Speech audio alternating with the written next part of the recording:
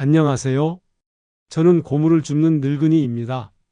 제게는 세상에서 가장 소중한 보물 10살 손주 준우가 있습니다. 오늘 저는 준우의 장난감을 사주려고 은행에 갔다가 뜻밖의 일을 겪었습니다.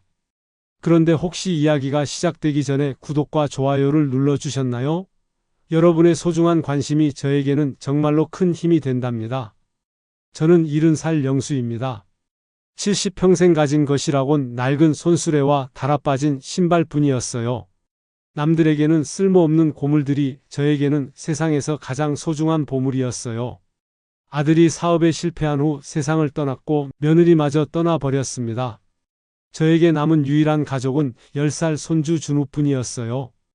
허리가 끊어질 듯 아파도 겨울바람에 손이 꽁꽁 얼어붙어도 멈출 수 없었어요. 낡은 주머니에 동전이 짤랑거릴 때마다 제게는 준우의 웃음소리처럼 들렸습니다. 준우는 저의 삶의 전부였습니다. 저는 준우를 위해 하루도 쉬지 않고 일했습니다. 저의 고된 삶이 오직 준우의 기쁨이 되기를 바랐어요. 준우가 웃을 때마다 저의 심장은 다시 힘차게 뛰었어요. 준우는 저에게 삶의 이유를 다시 가르쳐 주었습니다. 며칠 전이었어요. 준우가 친구들과 최신 장난감 광고를 보며 눈을 반짝였어요. 그 장난감은 저에게는 너무나 비쌌습니다.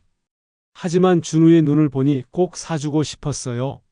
저는 그날부터 더욱 열심히 고물을 모으고 동전을 아꼈습니다. 한 푼이라도 더 모으려고 밥 대신 물로 배를 채우는 날이 많았습니다. 제 몸은 힘들었지만 마음만은 든든했어요. 매일 새벽 5시에 눈을 떴습니다. 컴컴한 새벽 공기는 살을 애는 듯이 차가웠어요. 저는 낡은 손수레를 끌고 골목길을 누비고 다녔습니다. 이리저리 굴러다니는 빈병, 종이상자, 고철들을 주웠습니다. 손이 차가워서 감각이 없을 때도 있었어요. 손가락이 찢어지고 피가 났어요. 고물이 잔뜩 쌓인 손수레는 너무나 무거워 숨이 턱까지 차오르고 온몸에 땀이 흘렀습니다. 그래도 저는 멈추지 않았습니다. 오직 준우만 생각했어요. 이것을 팔면 준우가 좋아하는 빵 한 조각을 사줄 수 있겠구나. 이것을 팔면 준우의 장난감에 조금 더 가까워지겠구나. 이런 생각들이 저의 지친 몸을 다시 일으켜 세웠어요. 드디어 준우의 장난감을 살 수 있는 돈이 모였습니다. 낡은 주머니는 동전으로 가득 차서 묵직했어요. 주머니를 품에 안고 따뜻한 온기를 느꼈습니다. 마치 준우가 저를 안아주는 것처럼 느껴졌습니다. 저는 낡은 겉옷을 정리하고 목욕탕에 들러 깨끗이 씻었습니다. 때가 묻은 낡은 옷이지만 준우에게 부끄럽지 않은 할아버지가 되고 싶었습니다. 거울에 비친 제 얼굴은 주름투성이었지만 저는 행복한 미소를 짓고 있었어요. 저의 삶이 이렇게 행복한 적이 있었나 싶었어요. 드디어 준우의 장난감을 사줄 수 있다는 생각에 가슴이 벅차올랐습니다. 저는 낡은 손수레 대신 가벼운 발걸음으로 집을 나섰습니다. 새벽에만 움직이던 제가 밝은 햇살 아래 거리를 걷는 것은 정말 오랜만이었어요. 봄 햇살은 따스했고 길을 걷는 사람들은 모두 행복해 보였습니다. 저는 사람들의 얼굴을 보며 생각했습니다. 나도 저 사람들처럼 평범하게 살았다면 준우를 이렇게 힘들게 키우지 않았겠지. 하지만 곧 저의 생각은 바뀌었어요. 그래도 준우가 있기에 지금의 내가 존재하는 거야. 준우는 저들에게는 없는 저만의 가장 소중한 보물이야. 이런 생각들이 저의 가슴을 다시 뜨겁게 만들었습니다. 저는 은행으로 향하는 길목에 있는 장난감 가게를 지나쳤습니다. 진열장에는 준우가 갖고 싶어 하던 장난감이 놓여 있었습니다. 저는 잠시 멈춰 서서 장난감을 바라보았습니다. 저는 장난감을 받는 준우의 모습을 상상했습니다. 준우는 분명히 눈을 동그랗게 뜨고 환하게 웃을 거예요. 그리고 저에게 고맙다고 말하며 저를 꼭 안아주겠죠? 저는 준우의 모습을 상상하는 것만으로도 눈물이 핑 돌았어요. 드디어 은행 앞에 도착했습니다. 크고 화려한 은행 건물이 저를 압도했습니다. 저는 잠시 주춤했어요. 하지만 이내 곧 고개를 들고 낡은 주머니를 품에 안은 채 당당하게 은행 문을 열었습니다. 그 순간 저는 제 순수한 마음이 차가운 현실에 부딪혀 산산조각 날 것을 예상하지 못했습니다. 은행 안은 화려하고 차가운 공기가 맴돌았습니다. 번쩍이는 대리석 바닥과 높은 천장은 저의 낡은 옷과 다른 신발을 초라하게 만들었습니다. 저는 가방을 움켜쥐고 조심스럽게 안으로 들어갔습니다. 그때부터였어요. 저를 향한 시선들이 느껴지기 시작했어요. 사람들은 마치 제가 투명인간이라도 되는 것처럼 저를 쳐다보았어요. 그들의 눈빛은 차가웠고 경멸하는 표정이었어요. 몇몇 사람들은 코를 움켜쥐고 고개를 돌렸습니다. 저는 제 몸에서 나는 악취와 낡은 옷차림 때문이라는 것을 알았습니다. 저의 순수한 마음과 달리 저의 겉모습은 이 공간에 어울리지 않았어요. 저는 죄를 지은 것도 아닌데 고개를 숙인 채 은행 창구 쪽으로 다가갔어요. 그때 저의 시야에 낯익은 얼굴이 들어왔습니다. 그녀는 바로 나영이었습니다. 나영은 갓 30살이 된 은행 직원이었습니다. 반듯한 유니폼에 정갈한 머리를 하고 있었고 환한 미소를 띠고 있었습니다. 나영은 제가 고물을 주우며 은행에 올 때마다 따뜻하게 인사를 건네주었습니다. 나영은 지금도 저에게 따뜻한 눈빛을 보내며 반가운 표정을 짓고 있었습니다. 저는 나영에게 다가가려 했습니다. 하지만 그때 누군가 나영의 어깨를 잡아채는 것을 느꼈습니다. 나영은 당황스러운 표정을 지었습니다. 나영을 끌어당긴 사람은 은행의 지점장이었습니다. 지점장의 이름은 김민석이었습니다. 나이 48살의 김민석은 몸에 딱 맞게 재단된 비싼 양복을 입고 깔끔하게 정돈된 머리를 하고 있었습니다. 그의 날카로운 눈빛과 굳게 담은 입술은 그가 얼마나 치열하게 살아왔는지를 보여주는 듯 했습니다. 그는 나영의 어깨를 붙잡고 저에게서 떼어냈습니다. 나영은 어쩔 줄 몰라 하며 저를 바라보았습니다. 나영의 눈빛에는 미안함과 안타까움이 가득했습니다. 김민석은 나영에게 차가운 목소리로 말했습니다. 나영씨, 지금 뭐 하는 거야? 이런 사람이랑 함부로 접촉하지 마. 나영이 조심스럽게 대답했어요. 지점장님, 할아버지께 무슨 일이신지 여쭤보려고요. 평소에 뵙던 분이시고요. 평소에? 여기가 당신 개인 봉사활동하는 곳이야? 여기는 은행이야. 은행! 당신 때문에 우리 은행 이미지 실추되면 책임질 거야? 당장 창구로 돌아가. 나영은 고개를 떨구고 창구로 돌아갔습니다. 저는 나영의 행동을 이해했습니다. 나영은 저를 도와주고 싶어 했지만 김민석의 차가운 눈빛과 권위에 어쩔 수 없다는 것을 알았습니다. 저는 나영의 마음은 알지만 저의 마음은 아팠습니다. 저를 도와줄 수 있는 사람은 아무도 없다는 것을 다시 한번 깨달았습니다. 김민석은 저에게 다가왔습니다. 그의 얼굴은 차가웠고 저를 멸시하는 눈빛이었습니다. 그의 표정에서 저는 깊은 모멸감을 느꼈습니다. 그는 저의 낡은 옷차림과 손에 든 동전 주머니를 훑어보았어요. 그의 눈빛은 마치 쓰레기를 보는 것 같았어요. 할아버지, 여기가 어떤 곳인지 아세요? 이런 차림으로 함부로 들어올 수 있는 곳이 아니에요. 저는 얼어붙었어요. 온몸에 피가 식는 기분이었습니다. 김민석은 저의 침묵을 비웃었습니다. 말귀를 못 알아들으시나? 나가시라고요. 당신 같은 분 때문에 우리 은행의 격이 떨어진다고요. 저는 대답할 수 없었어요. 제 입술은 굳게 닫혀 있었어요. 제 주머니 속 동전들이 묵직하게 느껴졌어요. 준우를 위해 모았던 돈이 저를 더 비참하게 만들고 있었어요. 저는 고개를 숙였습니다. 김민석은 저의 행동을 보고 더 조롱했습니다. 왜요? 동전이라도 바꾸러 오셨어요? 그런 건 은행 창구 말고 시장 통해서나 하는 겁니다. 푼돈은 저기 편의점 가서 바꾸시라고요. 여기가 무슨 고물상인 줄 아세요? 그의 말은 칼날처럼 날카로웠습니다. 저는 심장이 찢어지는 고통을 느꼈습니다. 저는 그저 죄인처럼 서 있었어요. 저는 준우에게 부끄러운 할아버지가 된 것 같아 슬펐어요. 그때 김민석이 저의 어깨를 밀었습니다. 어서 나가세요. 안 나가면 경비 부를 겁니다. 당신 같은 사람 때문에 우리 고객들이 불편해 하신다고요. 그의 말은 저의 마지막 자존심마저 짓밟았습니다. 저는 더 이상 버틸 수 없었어요. 저는 그저 고개를 숙이고 김민석의 말을 따랐습니다. 한 걸음 한 걸음이 마치 천근만근의 무게를 달고 있는 것 같았습니다. 저는 김민석을 지나쳐 은행 문을 향해 걸어갔습니다. 저를 쳐다보던 사람들은 제가 지나가자마자 다시 시선을 돌렸습니다. 그들은 제가 마치 원래부터 없었던 사람처럼 행동했습니다. 저의 존재는 이 공간에서 완전히 지워진 듯 했습니다. 저는 은행 문 밖으로 터덜터덜 걸어 나왔습니다.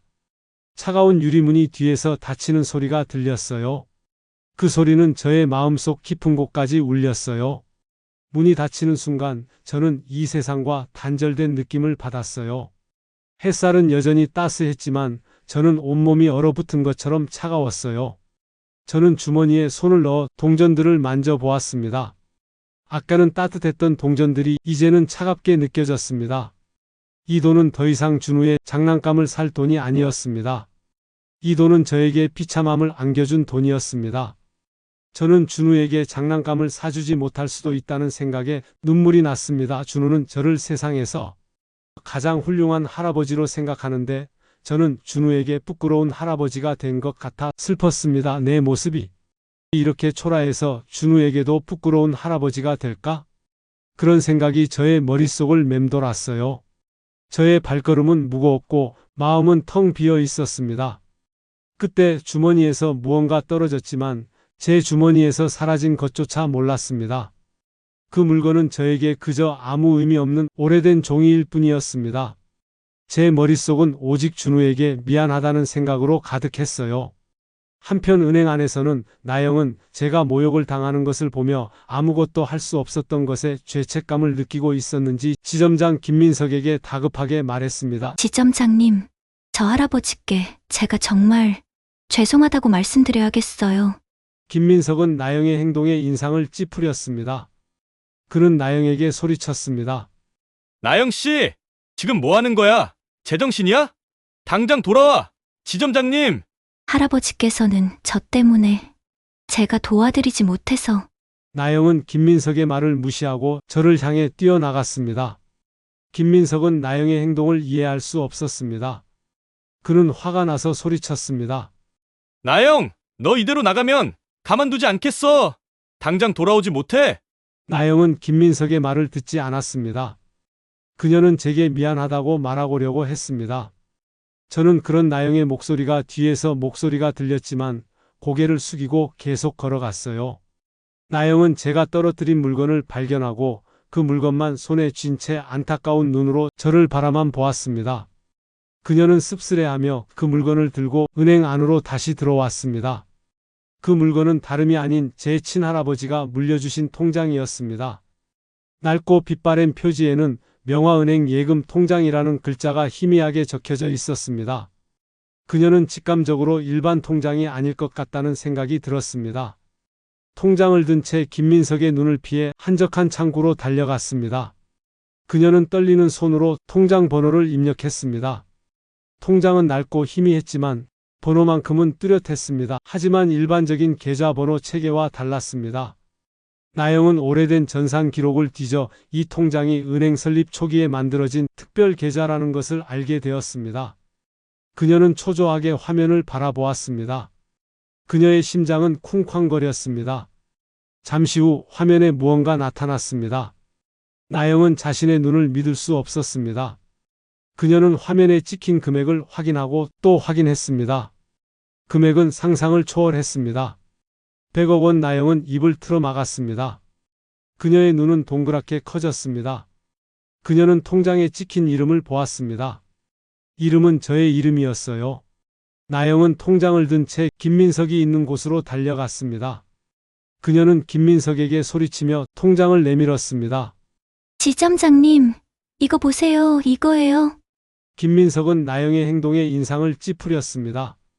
그는 나영의 손에 들린 통장을 쳐다보았습니다. 그는 나영의 행동이 여전히 이해가 되지 않았습니다. 그는 나영에게 소리쳤습니다.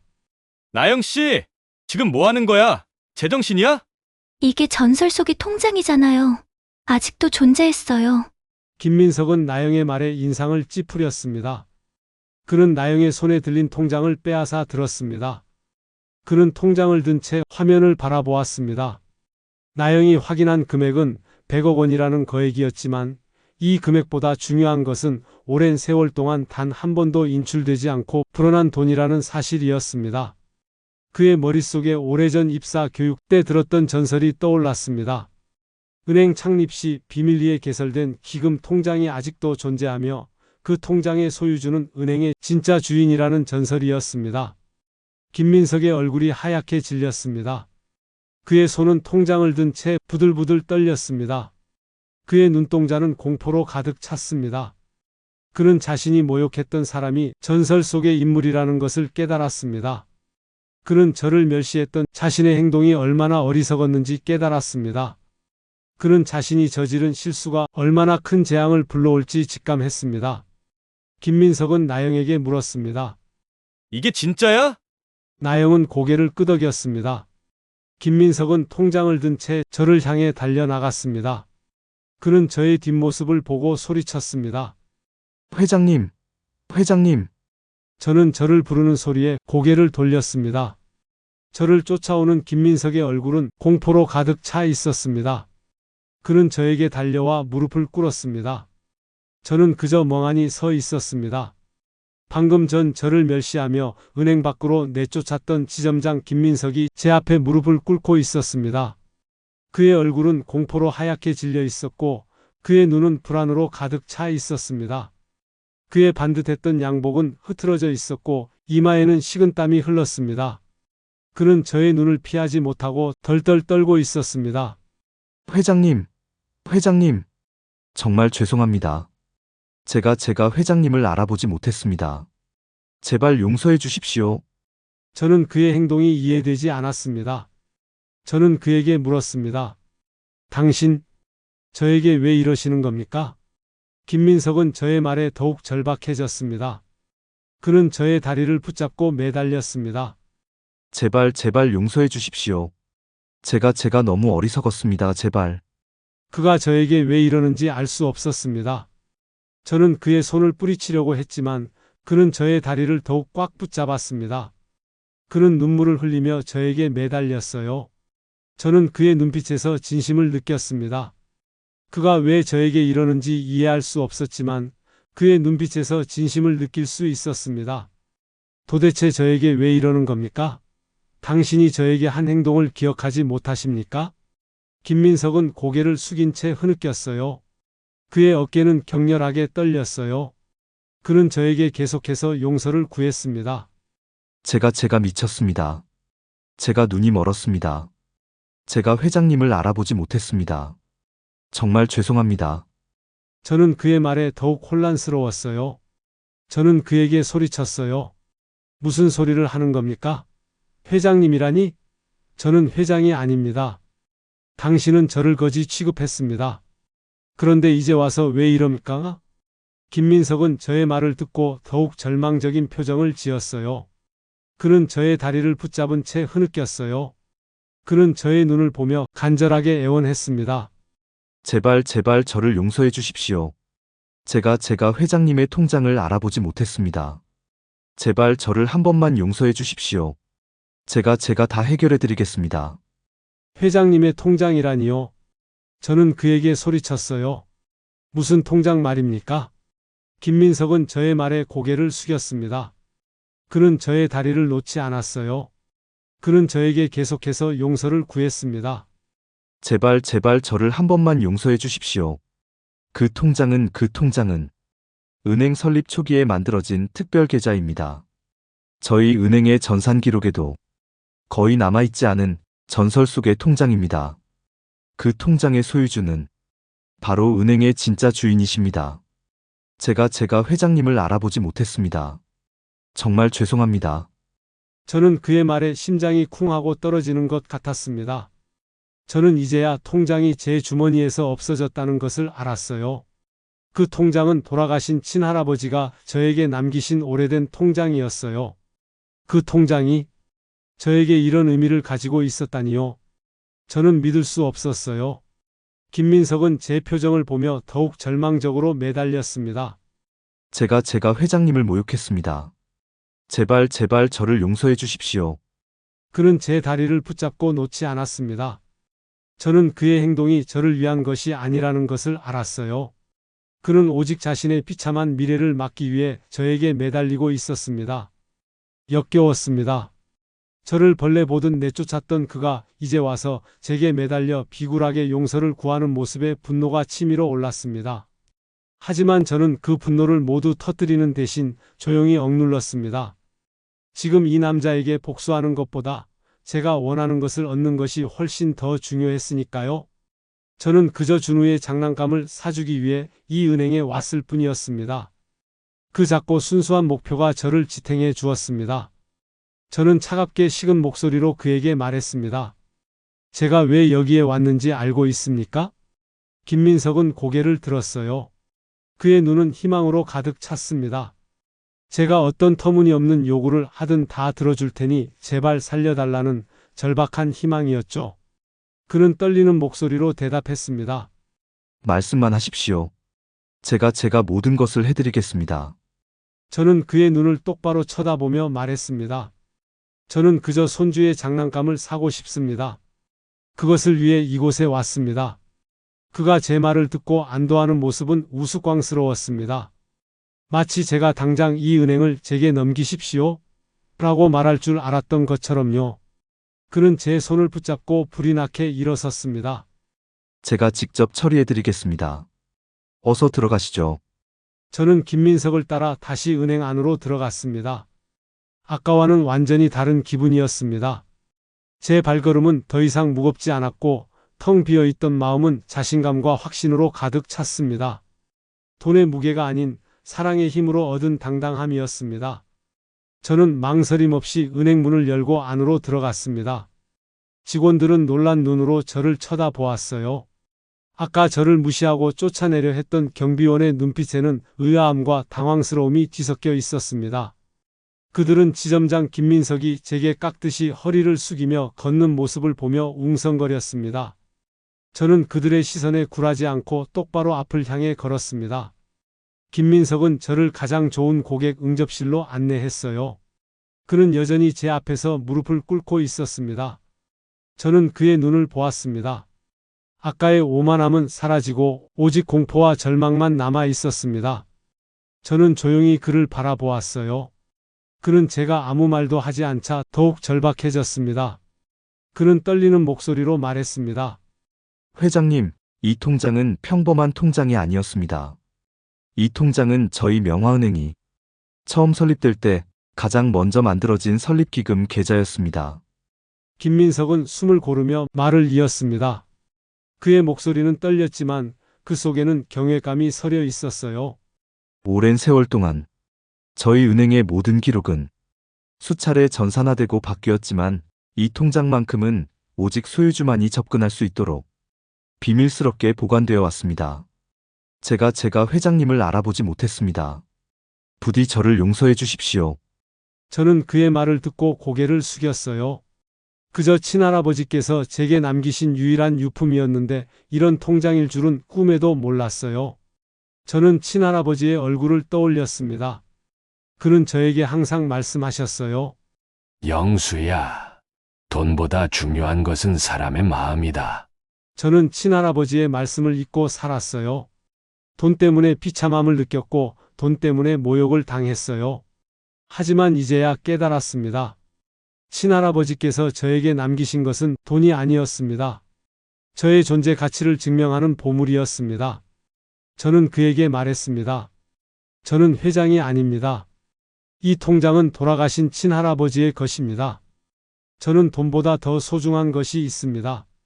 김민석은 저의 말에 아무 말도 하지 못했습니다. 그저 저를 바라만 보았습니다. 저는 그에게 계속 말했습니다. 저는 그저 아주 특별하고 소중한 우리 손자 준우에게 장난감을 사주고 싶을 뿐입니다. 당신 같은 사람은 모르겠지만 저는 그저 그뿐이면 됩니다. 겉모습으로 사람을 함부로 대한 그의 행동은 용납할 수 없었지만 나영이 와서 동전들을 지폐로 바꾸어 주고 저는 준우의 장난감을 살 수 있다는 생각에 가슴이 벅차올랐습니다. 묵직했던 동전 주머니는 가벼운 지폐로 바뀌었지만 제 마음은 더없이 든든했습니다. 저는 곧장 장난감 가게로 달려갔어요. 유리 진열장에는 준우가 갖고 싶어 했던 최신 장난감이 놓여 있었어요. 저는 망설임 없이 장난감을 집어들고 계산대로 향했어요. 점원은 저의 낡은 옷차림을 보고 의아한 표정을 지었지만 저는 개의치 않았습니다.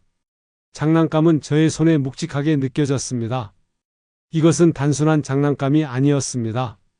저의 70평생의 고단함과 준우를 향한 사랑이 담긴 보물이었어요. 저는 장난감을 품에 안고 준우에게 달려갔습니다. 준우는 저를 보자마자 환하게 웃으며 달려왔습니다. 저는 준우를 꼭 안아주었어요. 준우의 체온은 저의 얼어붙었던 마음을 녹여주었어요. 저는 준우에게 장난감을 건넸어요. 준우는 눈을 동그랗게 뜨고 장난감을 바라보았어요. 준우는 장난감을 들고 깡총깡총 뛰며 기뻐했습니다. 저는 준우가 기뻐하는 모습을 보며 세상의 모든 것을 얻은 듯 했습니다. 준우는 장난감을 내려놓고 저의 품으로 달려왔어요. 준우는 저를 꼭 안아주며 말했습니다. 할아버지, 이제 장난감 필요 없어요.